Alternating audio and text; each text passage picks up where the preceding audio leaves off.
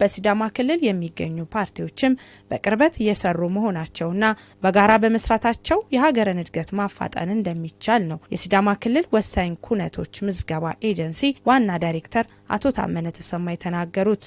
ለመልካም አስተዳደር ጉዳዮቻችን ለልማቱም መፍጠን ትልቅ አስተዋጽኦ አለው ብለን እናምናለን። በዘመሃላ አንዳንድ አልፎ ጽንፈኛ ሊኖር ይችል ይሆናል እንጂ በአብዛኛው እንደ ሀገራችን ፖለቲካ ዛሬ ተፈካካሪ ፓርቲዎች ከፍተኛውን የመንግስት ኃላፊነትን ተረክበው እየሰሩ ያሉበት ነው። አላማችን ልማት ነው። እድገት እስከሆነ ድረስ ተቀራርበን የምንሰራበት ሁኔታ አለ። በየቤቱ ህዝቡን ማግኘት ባንችል እንኳን የህዝብ ተወካይ ስለሆኑ እነሱን ማግኘት ለኛ ትልቅ አቅም ሆኖ አግኝተናል። በየጊዜው የዚህ አይነት መድረክ እየተጠናከረ ሲሄድ ጠንካራ ጎኖቻችንን እናስቀጥላለን።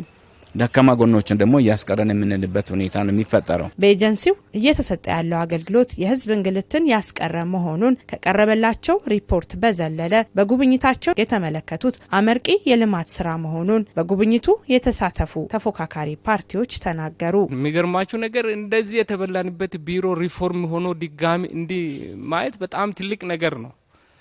ግን ህብረተሰቡ በዚሁ ልክ የተረዳም ስላልመሰለኝ ለህብረተሰቡም ለሌሎች ቢሮዎችም በዚህ መልኩ ተሞክሮ ቢወስዱ መልካም ነገር መደገፍ እንዲጠናከር ማድረግና ችግሮች ካሉም በጋራ ተቀብሎ ለሲዳማ ለውጥ ለሀገር ለውጥ እንሰራለን የምንል ከሆነ ሁላችንም መስራት መቻል አለብን። ስለዚህ እንዲህ አይነት ተቋም ሌላ ቦታ አለ ወይ የሚለውን ሲታይ እኔ አላየሁም፣ 100% አላየሁም። እጅግ በጣም መመስገን ይገባቸዋል። በዚህ ግቢ ውስጥ እኔ ነፃነት ተሰምቶኛል። ምክንያቱም የተቋሙ ሰራተኞች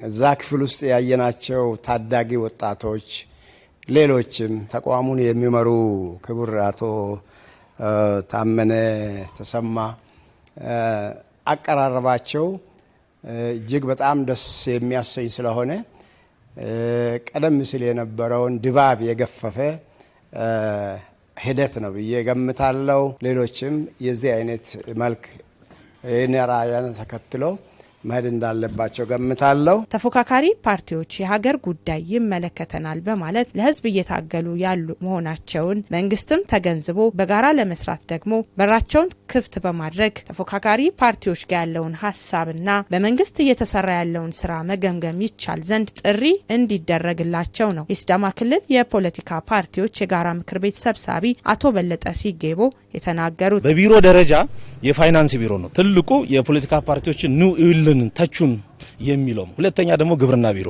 አሁን በሶስተኛ ደግሞ ኤጀንሲውም እኔም እኮ ስራ አለኝ እኔንም ተቹኝ ብሎ በር የከፈተበት ሁኔታዎች ለሌላ ቢሮዎችም ጥሪ በዚሁ አቀርባለሁ። ችግራችሁ ምንድነው? ያለችን አንድ ሀገር ናት። በሀገር ላይ ደግሞ ከተጋገዝን ለውጦች ይመጣሉ። እኛ ጋር ሀሳብ አለ፣ እነሱ ጋር ስልጣንም አለ። በዋናነት ሀሳብና ስልጣን አንድ ላይ እንዲሆን ማድረግ ነውና በሩን ክፍት ያደረገ ለችግር ለትችት ደግሞ ክፍት የሆነ ቢሮ ለለውጥ ደግሞ ፈጣን ነው ማለት ነው። ለዛ ለውጡንም ትችቱንም አንድ ማህበረሰብ አንድ አይነት የቢሮ ማኔጅመንት ከሚተቸው የተፎካካሪ ፓርቲ ደግሞ የሚያዩበትን መንገድ ደግሞ በተሳሳተም ሊያዩ ይችላሉ፣ በትክክለኛው መንገድ ሊያዩ ይችላሉ። በተሳሳተ ሄዱትን ለማረም ይመቻል። ትክክል ደግሞ ከሆኑ ደግሞ ወስዶ ለግብዓት መጠቀም ያስችላል። ለተገልጋዩ አመቺ እንዲሆን በአንድ መስኮት የተቀላጠፈና በዲጂታል የታገዘ ምዝገባ መጀመራቸውን በሲዳማ ክልል ውስጥ በ6 ወር ብቻ 124,000 የሚሆን ህዝብ አገልግሎት ማግኘቱን ገልጸው ለተገልጋይ ብቻ ሳይሆን ለሰራተኞቻቸውም ምቹ የሆነ የስራ ቦታ መፍጠር መቻሉን የገለጹት የኤጀንሲው ዋና ዳይሬክተር አቶ ታመነ ተሰማ ናቸው። ሐዋሳ ብቻ 35,000 በላይ ነው አገልግሎት ያገኘ ሰርቲፋይድ የሆነ ማለት ነው። እና የፋይዳ መታወቂያ የማንነት ነው። የነዋሪነት መታወቂያ የሚባል አለ በቀበሌ ደረጃ የሚሰጥ በአመት አንድ የሚታደሰውን አዘጋጅተን እየሰጠን ያለንበት ሁኔታ አለ። ካፍቴሪያ አገልግሎት፣ የሌማት ትሩፋት፣ ዶሮ በማርባት የሰራተኛን ኑሮ መደጎም ይህን እንደ ትልቅ ልምድ አድርገው የወሰዱበት ሁኔታ አለ። እኛም ከጊዜ ወደ ጊዜ እያሻሻልን እንሄዳለን።